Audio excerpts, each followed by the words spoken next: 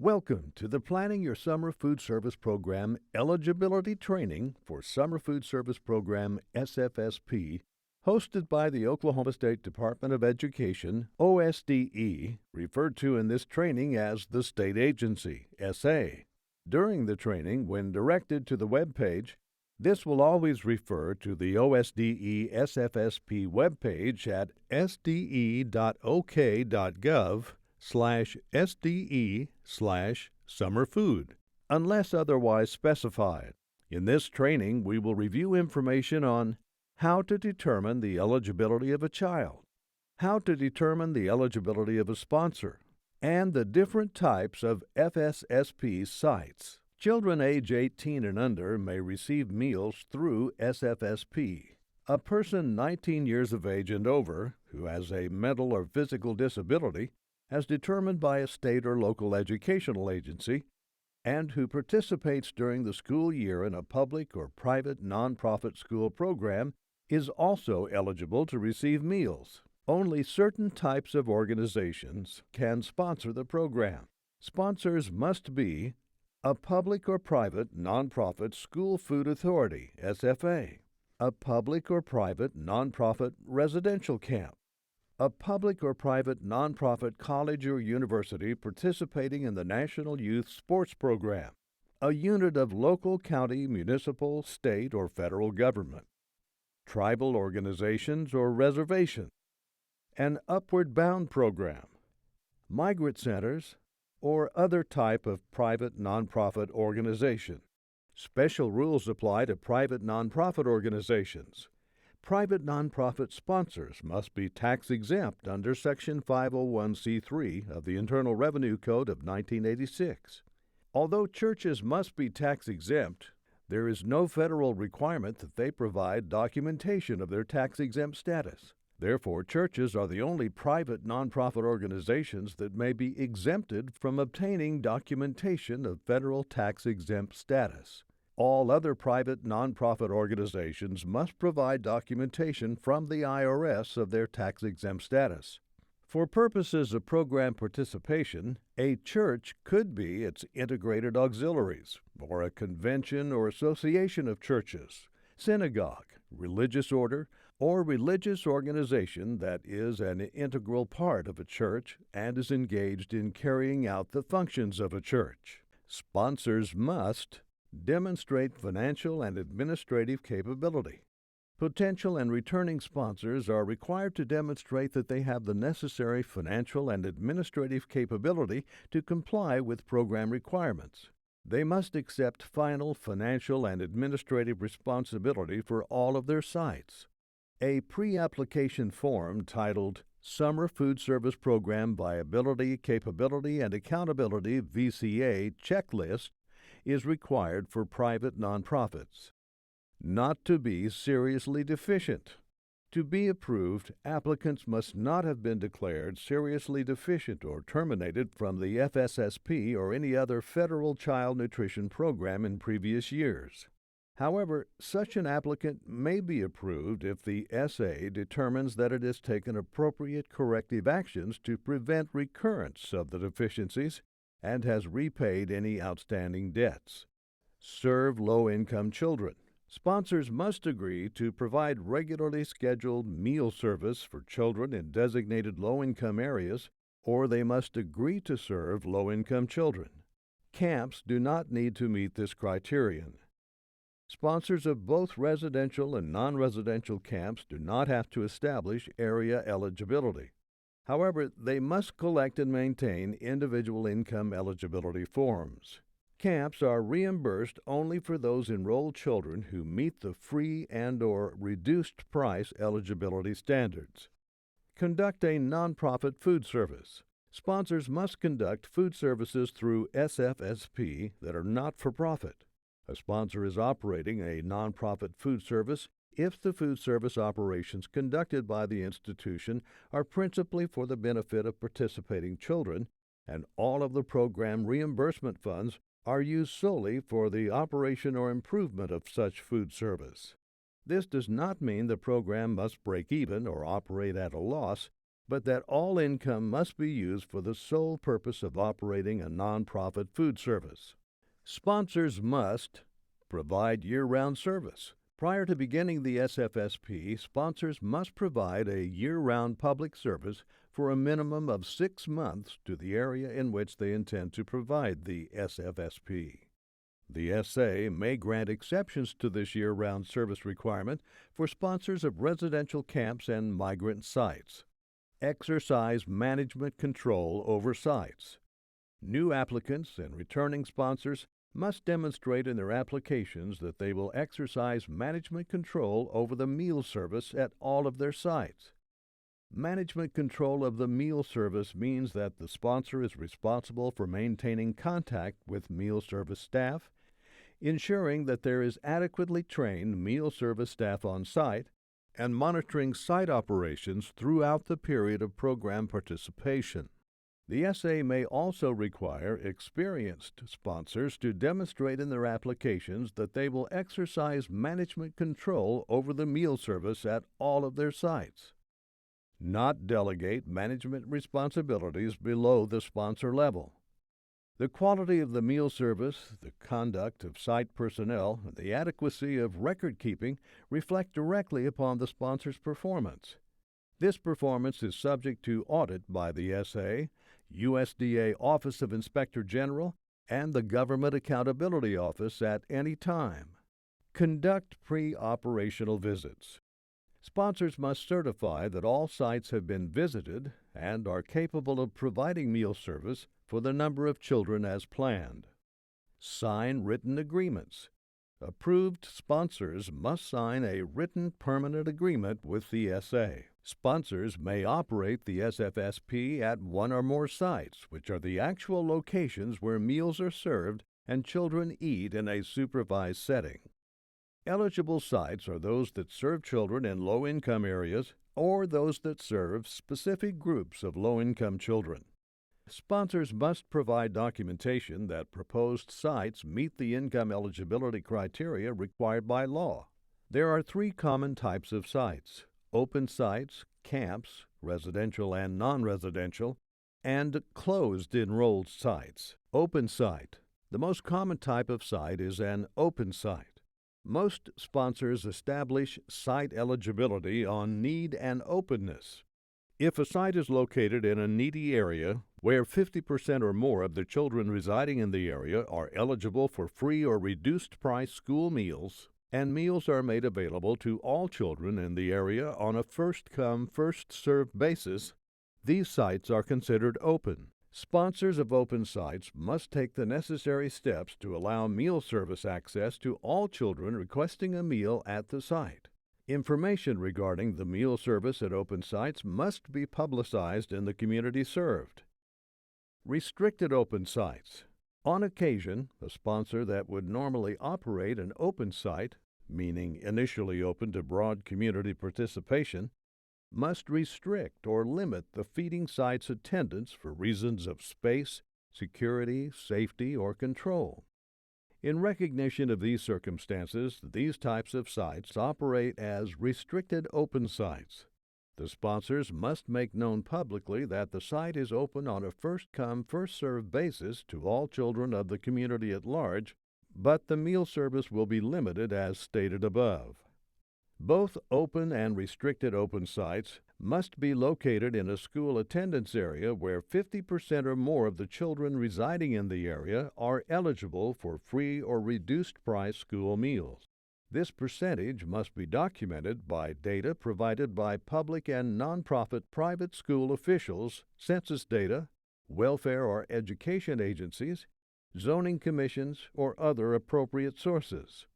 To qualify as a restricted open site, the site initially must be open to broad community participation from the eligible area in which it is located. The only limits that may be imposed on participation are daily limits for reasons of security, safety, or control and approved by the SA. Camps can be residential or non-residential day camps, which offer regularly scheduled food service as part of an organized program for enrolled children. In residential camps, participants spend the duration of the organized program in a 24-hour supervised care setting and receive a regularly scheduled food service as part of the program. Sponsors of non-residential campsites must offer a continuous schedule of organized cultural or recreational programs for enrolled children between meal services.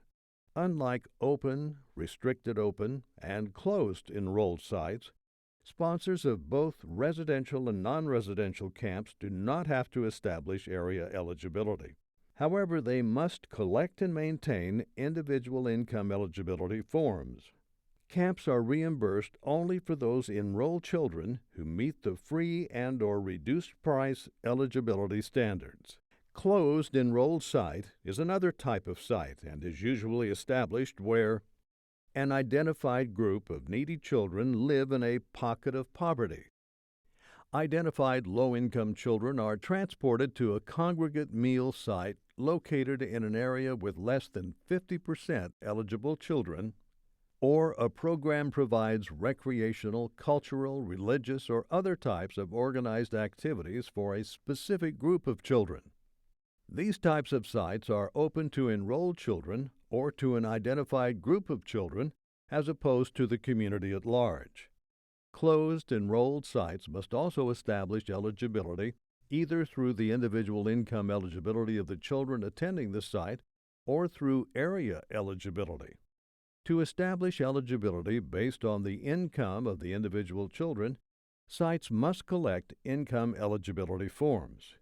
At least 50% of the enrolled children at the site must be eligible for free or reduced price school meals. Instead of determining the individual income eligibility of each enrolled child, a site may document its status as a closed enrolled site by using area eligibility information.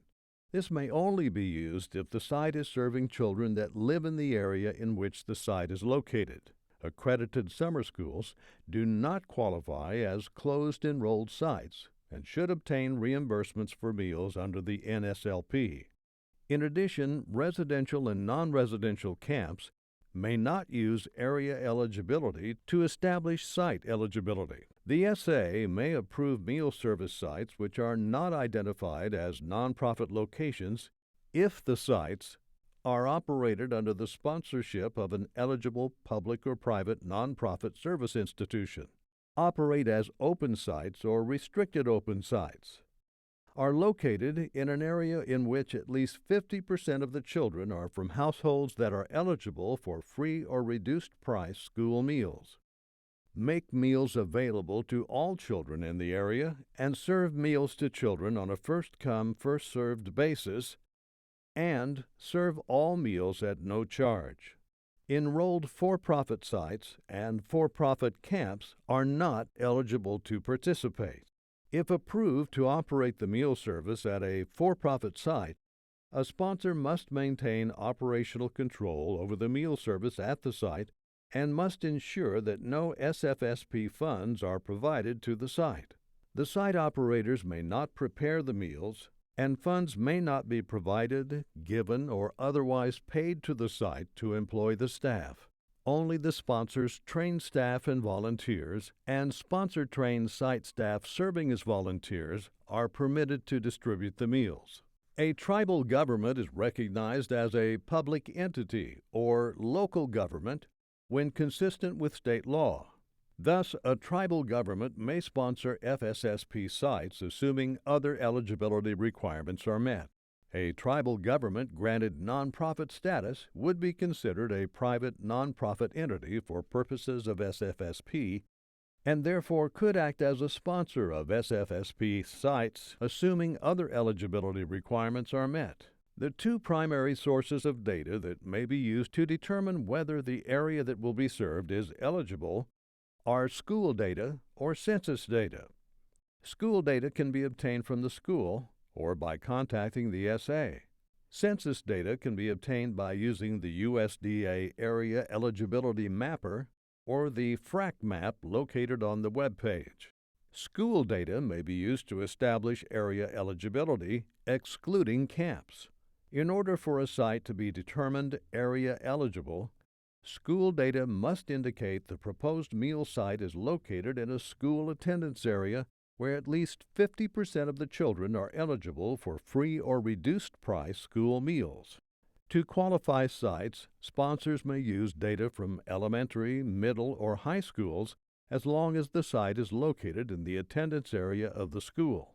This data should be based on the percentage of children in the school attendance area that are certified eligible for free or reduced price school meals, not the actual school meal participation rates. School data is valid for 5 years. In school districts where busing or school choice policies are in place, sponsors may always rely on the individual school if the site is located in the school from which free and reduced price meal eligibility data is obtained.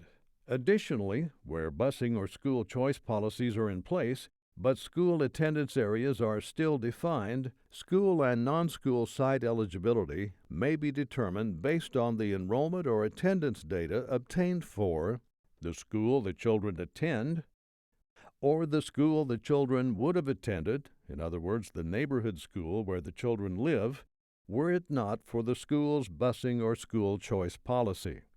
Program sponsors may determine a site to be area eligible under the second option described above, only if the SFA is able to document the percentage of children eligible for free and reduced price school meals at each school before students are reassigned. The same method must be used for all sites participating under a particular program to avoid duplicate counting. If the school district does not have defined school attendance areas, the use of school data is not permitted for non-school sites. In this case, census data must be used to determine area eligibility for NSLP and SFSP.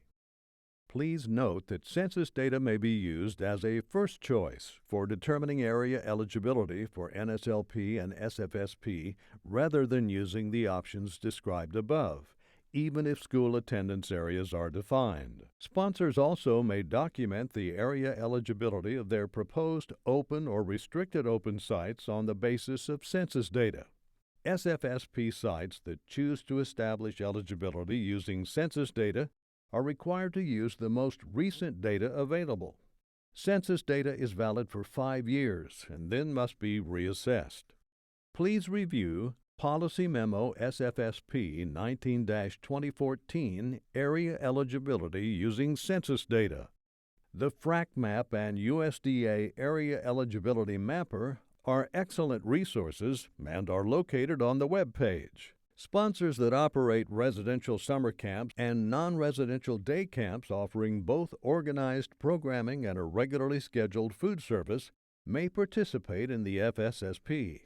Non-residential day camps may participate only as sites under eligible sponsoring organizations. Enrolled for-profit sites or for-profit camps are not eligible for participation in SFSP. Unlike other types of sites, camps do not have to establish income eligibility at the 50% level. Instead, camps are reimbursed only for meals served to children who meet the income eligibility criteria. In order to determine eligibility for children, camp sponsors may use the income eligibility form or rely on lists of income-eligible children provided by the school system. However, the SA may require camp sponsors to use the income eligibility form. The application can be found on the web page under Forms. Sponsors of camps are not required to submit the approved income eligibility form or school lists of eligible children to the SA.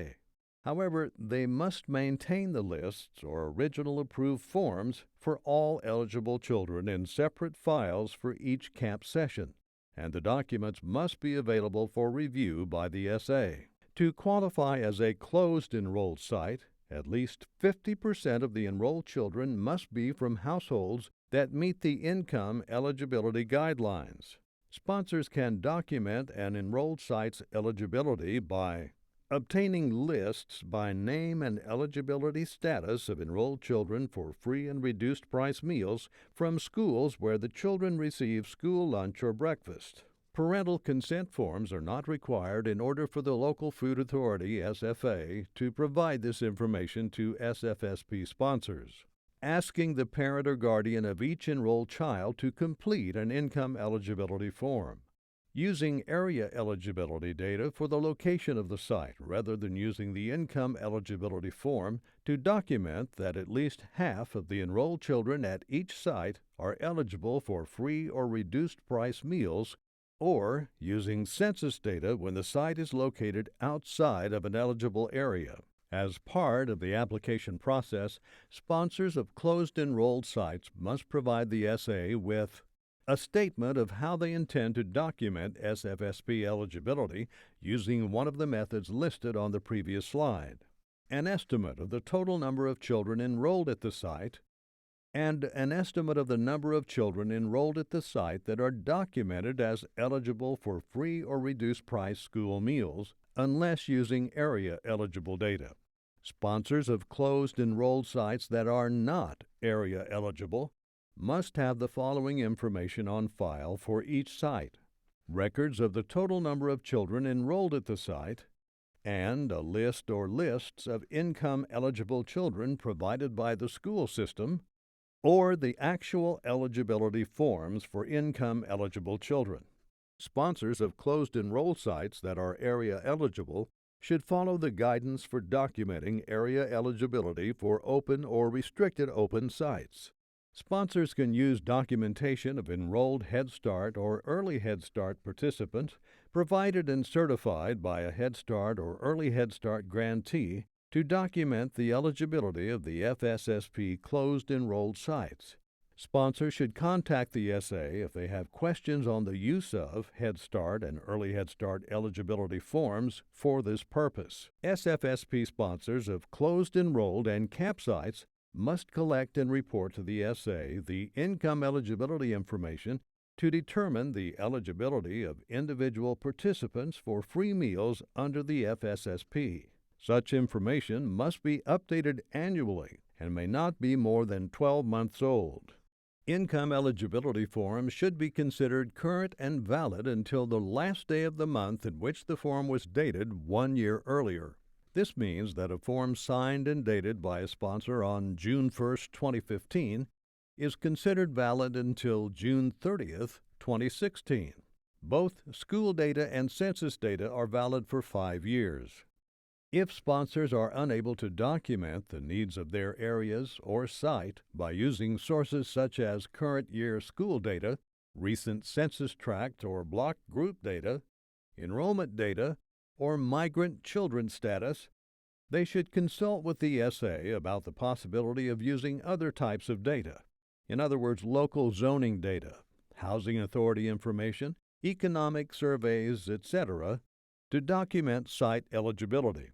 For example, if the proposed site is a public housing development and school and census data cannot qualify the site as area eligible, the SA could assess the income eligibility requirements of the public housing development. If the income eligibility requirements are less than or equal to SFSP income guidelines, then the proposed site could be determined area eligible. Also, sponsors offering the program at sites located on Indian reservations may obtain and submit statistics on the population from one of the 12 Bureau of Indian Affairs area offices. The income eligibility application form is used to determine the income eligibility of enrolled children for all camps, residential and non-residential, and closed enrolled sites. Information collected on the application includes household size and income, or the case number for benefits received under the Supplemental Nutrition Assistance Program, SNAP, formerly the Food Stamp Program, Temporary Assistance to Needy Families, TANF, or the Food Distribution Program on Indian Reservations, FDPIR. Note, if one child in a household is receiving SNAP, FDPIR, or TANF benefits, all other children in the household are categorically eligible to participate in SFSP. As an alternative to collecting individual income eligibility forms, The Community Eligibility Provision, CEP, allows schools and local education agencies with a high percentage of low-income children to offer free meals to all students. Qualifying schools serve free lunch and breakfast through the National School Lunch Program and School Breakfast Program. Area eligibility determinations based on data from schools electing CEP as part of a group of schools or a school district must still use the individual school data rather than district-wide data for SFSP sites. These individual school data are obtained by multiplying the most current school-level identified student percentage by the 1.6 factor. If the result is equal to or greater than 50%, meal sites located in the attendance area of the school are area eligible. If a school electing CEP collects alternative household income information to be used for other purposes, school data based on these applications may not be used to determine area eligibility. Area eligibility also may be established by using documentation from other approved sources to demonstrate that 50% or more of the children in a defined area are eligible for free or reduced price school meals. Eligibility determinations using approved alternative data also remain in effect for 5 years. Approved alternative data sources may include Departments of Human Services, zoning commissions, USDA's Rural Development Housing Authorities, Housing and Urban Development HUD housing authorities, local housing authorities. For example, if an FSSP site is located in a HUD housing authority development and it does not qualify based on school or census data, the site may be considered area eligible using HUD data. If residents of the housing development meet income eligibility requirements that are equivalent to or more restrictive than the FSSP requirements, sponsors should work with the SA and with the agency that maintains the data to confirm this information. Children enrolled in federal and state-funded Head Start or Early Head Start programs are categorically eligible for free meals in FSSP without further application. Sponsors may establish eligibility of all Head Start enrollees through documentation provided by the Head Start program. Forms of acceptable documentation include an approved Head Start application, a statement of Head Start enrollment, or a list of participants from a Head Start official. Sponsors may use income eligibility forms from other programs that base their eligibility on the same criteria as the FSSP, but should contact the SA to verify that the same thresholds and definitions are used for both programs. For example, sponsors can use documentation of income-eligible upward-bound participants. Upward Bound is a program funded by the U.S. Department of Education to provide academic support to teens from low-income families preparing for college. While participants in Upward Bound are not categorically eligible for free or reduced-price meals under SFSP, sponsors of Upward Bound programs may use an Upward Bound application in lieu of a confidential family application for free and reduced meals form to determine individual eligibility. Those children who are determined eligible for Upward Bound based on income may be considered eligible for FSSP meals without further application.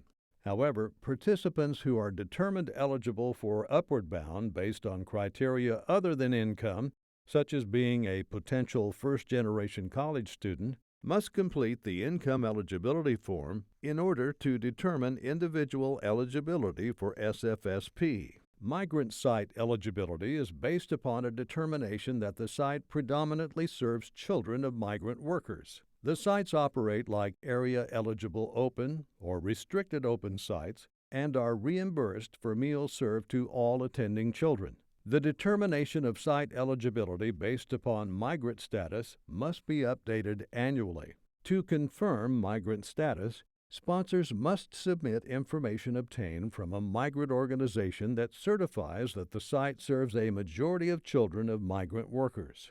If the site also serves non-migrant children, the sponsor must certify that the site predominantly serves migrant children. This status information must be updated annually. Schools offering academic summer school programs may be reimbursed for serving meals during the summer in 3 ways: through the SFSP, the NSLP and SBP, or the NSLP Seamless Summer Option, SSO. Schools wishing to serve meals only to children enrolled in summer school programs may receive reimbursement only through the NSLP and SBP. If, in addition to serving children enrolled in summer school, the school plans to serve children in the community at large, it may operate an open site through the SFSP or the SSO, as described below. However, the SFA must ensure these sites are open not only to children enrolled in summer school, but also to any children residing in the area served by the site. Schools that operate summer school programs may not enroll in the SFSP as a restricted open site instead of an open site so that meals may be served only to summer school participants. This is not the intent of the restricted open site option and is an unauthorized use of this site designation.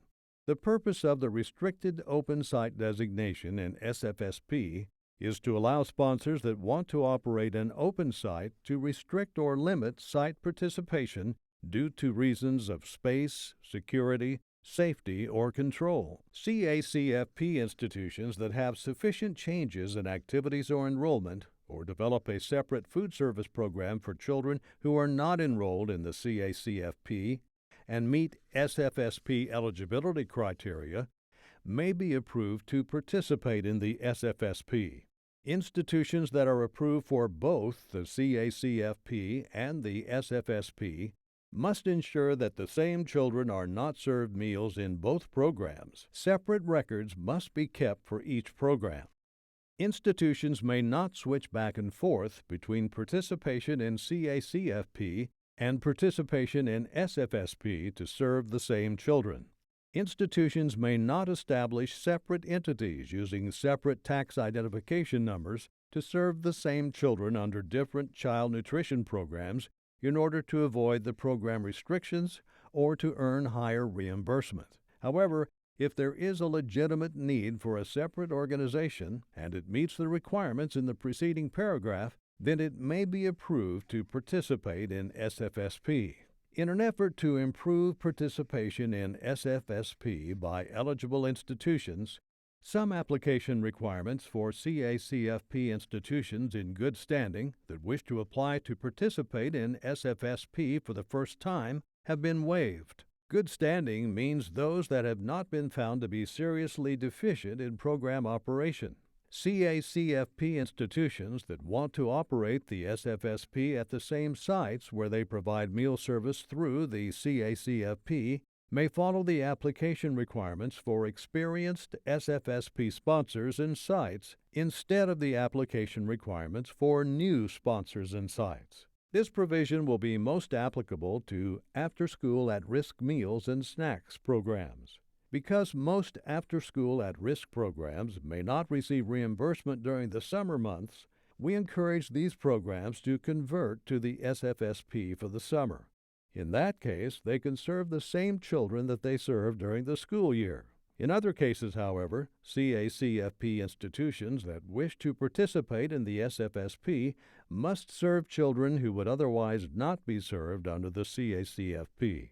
Institutions may not switch programs simply to receive a higher reimbursement in the summer months. If you have any questions, please contact the SA at 405-521-3327. Thank you for participating in the Planning the Program Eligibility Training for the Summer Food Service Program.